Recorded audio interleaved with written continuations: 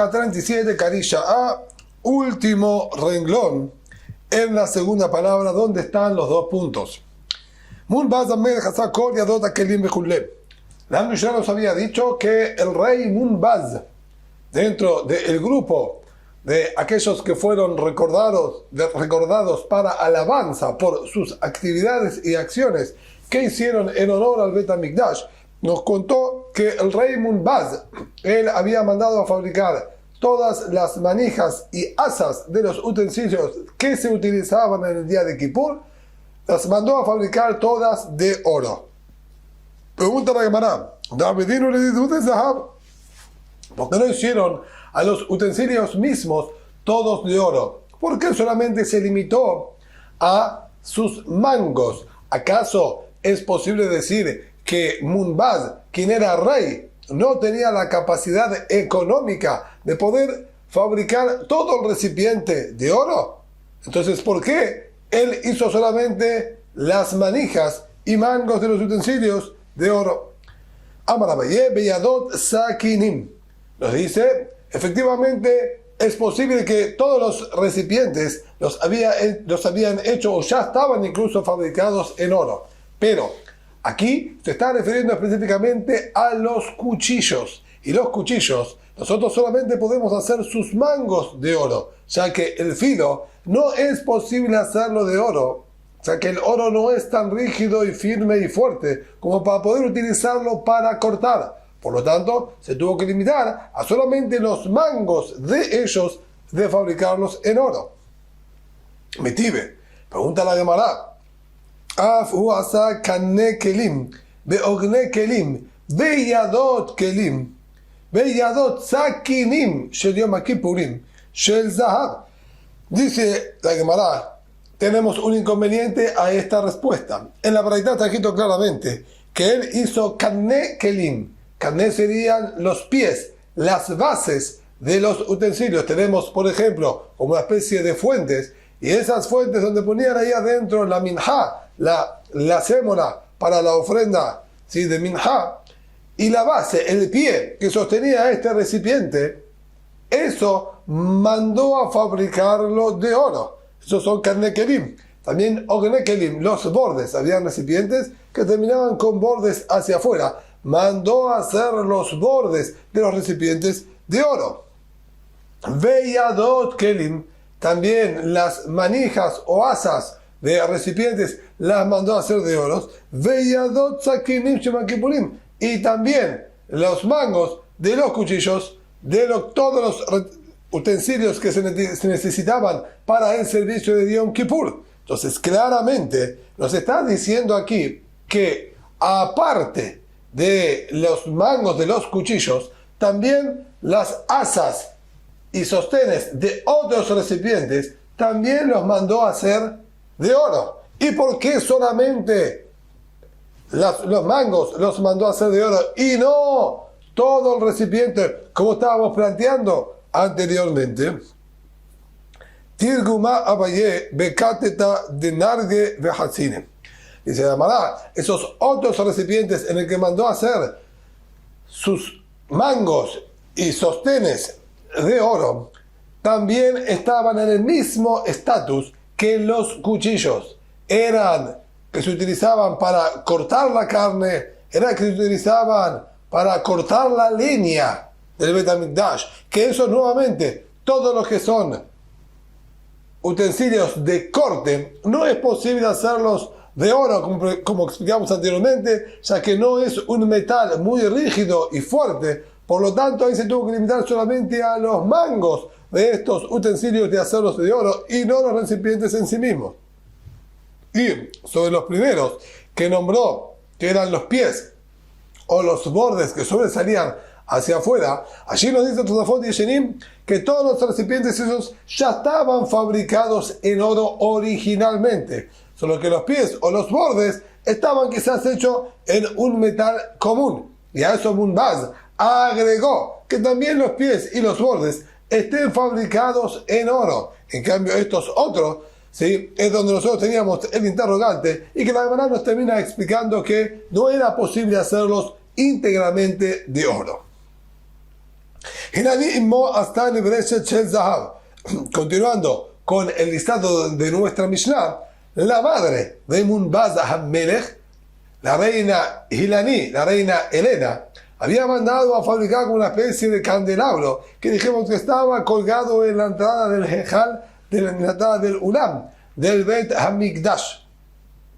Lo hice de mala tanda. Así estudiamos Besha'ah, Shea Hamaz Dorahat, en el momento que comenzaba a brillar el sol. Nosotros tenemos que recordar que la ubicación del Mikdash, del Bet HaMikdash, era puerta de entrada desde el este y se iba caminando siempre hacia el oeste, que se encuentra ahí el Kodesh HaKodashim.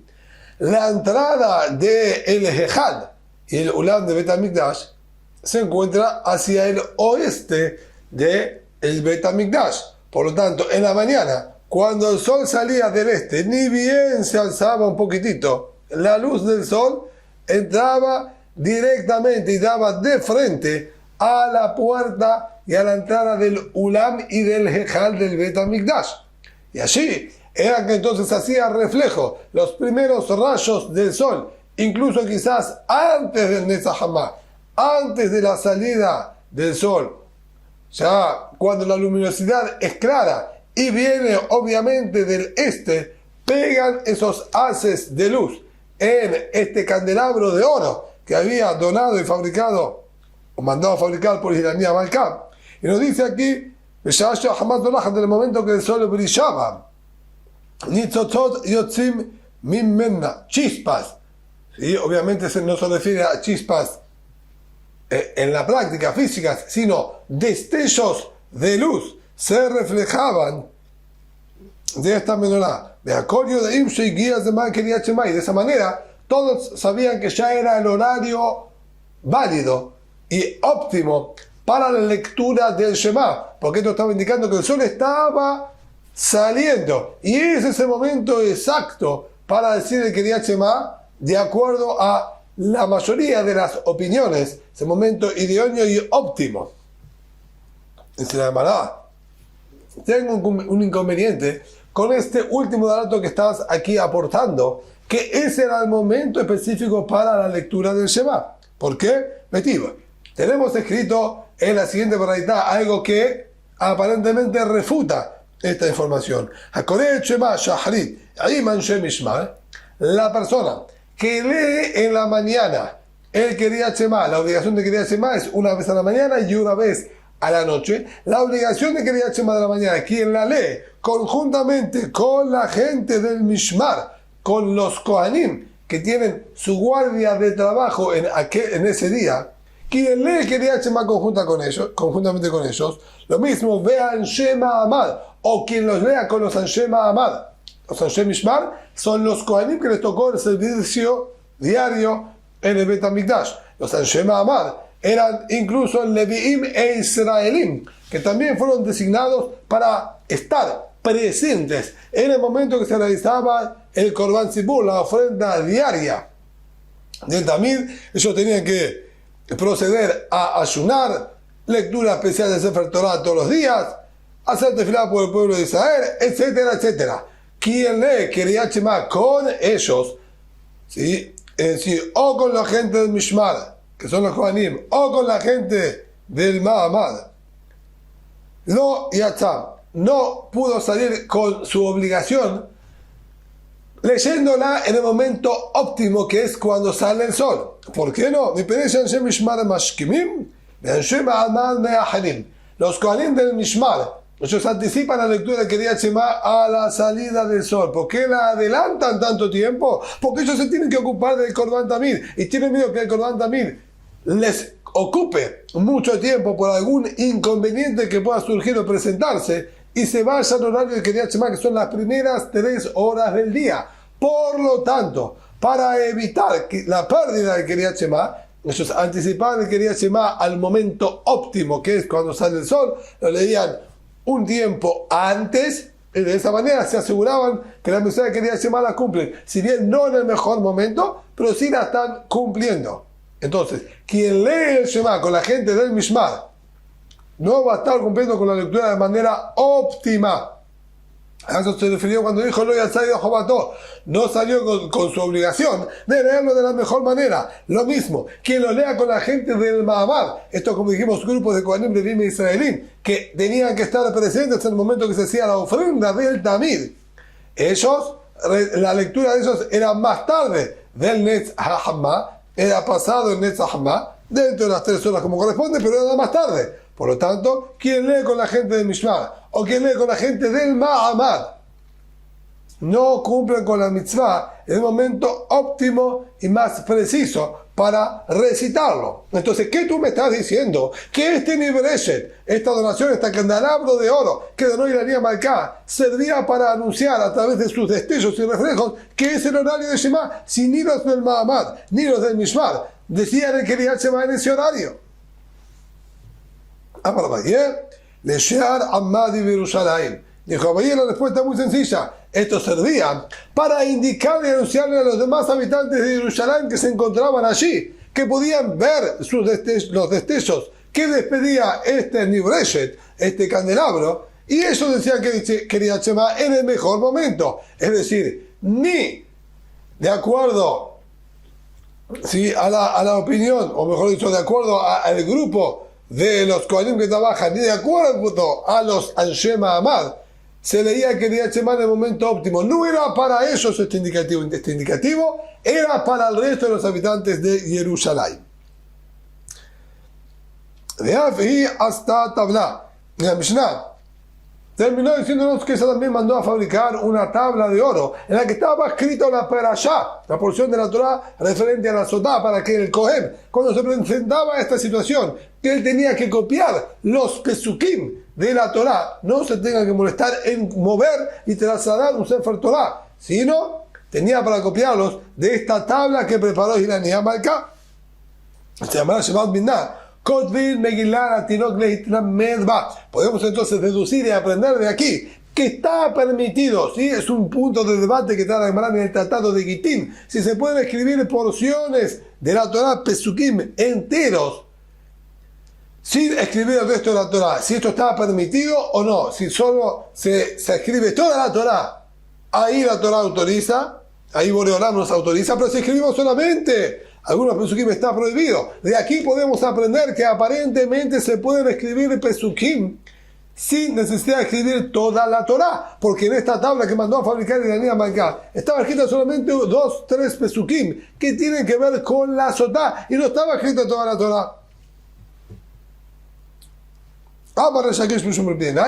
Dijo Resh Lakish en nombre de Rabbi Yenai, Ba'alef Bet. No estaba escrito entero, no eran palabras enteras, estaban escritas la primera letra de cada palabra. Y eso al Cohen automáticamente le hacía recordar que está escrito en la Torah. Y así él escribía.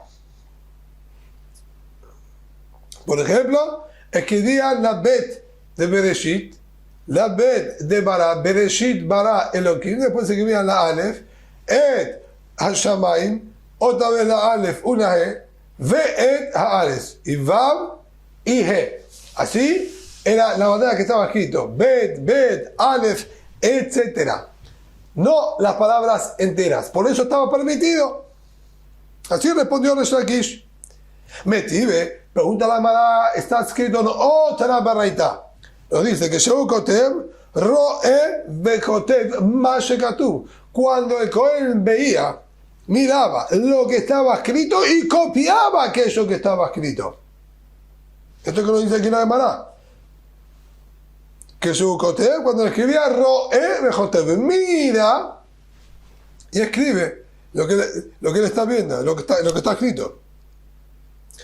Le dice la Gemara, Kotev Ro'e Bejotev para tabla, lo que estaba escrito sí, en la tabla. Entonces no puede ser que estaba escrito Aleph Bet, porque el Cohen no podía escribir Aleph, Bet, etcétera, solamente la primera letra de cada palabra. Tenía que escribir todos los pesukim completos. Ima, Ro'e Bejotev, Kemo Shekatub Batabla.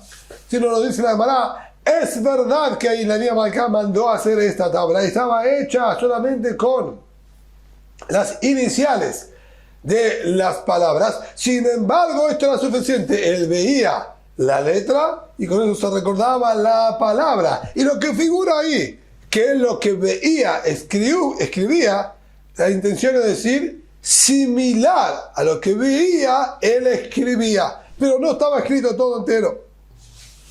Esto es lo que dice Imar Ro'eh Bechotev, ¿qué más llega tu patabla? Él miraba y escribía cómo estaba escrito, parecido, no exactamente lo que estaba escrito, ya que ahí estaba escrito por iniciales y aquí había que escribir la palabra entera. Metive, pregunta la Gemara igualmente, que Shehu Kotev Ro'eh Bechotev Masikatu patabla. Cuando él escribía la Perashá Sotal, miraba lo que estaba escrito en la tabla y escribía lo que estaba escrito en la tabla. ¿Qué es lo que estaba escrito en la tabla? Así continúa la Baraitá. Y aquí no podemos dar la respuesta que vimos anteriormente, que estaba escrito con iniciales. ¿Por qué no podemos decir esta respuesta? Porque dice claramente, ¿qué estaba escrito en esta tabla? Im shahab ishotach, veim lo shahab. Si se acostó un hombre contigo, si no se acostó un hombre contigo. Im satit, im no satit. Si estaba ebria, no estaba ebria, etcétera, etcétera. Entonces, vemos claramente que nos está diciendo esta verdad, que estaban escritas las palabras enteras. Dijo, Maca tu patada, que está escrito, el pasuk entero estaba escrito, no en Rashetevot como tú estás intentando decir. Contesta la Gemara, Hatam Beserugin. Ahí estaba escrito de manera alternada. Empezaba el pasuk bien, como está escrito acá. Im Shachab Ishotach, si se acostó un hombre contigo. Y luego la continuación del pasuk seguía todo con las iniciales. Eso se refiere a intermitente. Parte palabra entera, parte con las iniciales. Entonces, no tenemos de aquí ninguna prueba que está permitido escribir pesukim fuera de la Torah entera. Por ese motivo, es que aquí también Hilani no escribió todo el pasuk entero, porque sería escribir porciones de la Torah, sino escribía lo mínimo indispensable, parte del pasuk y el resto del pasuk solamente con las iniciales.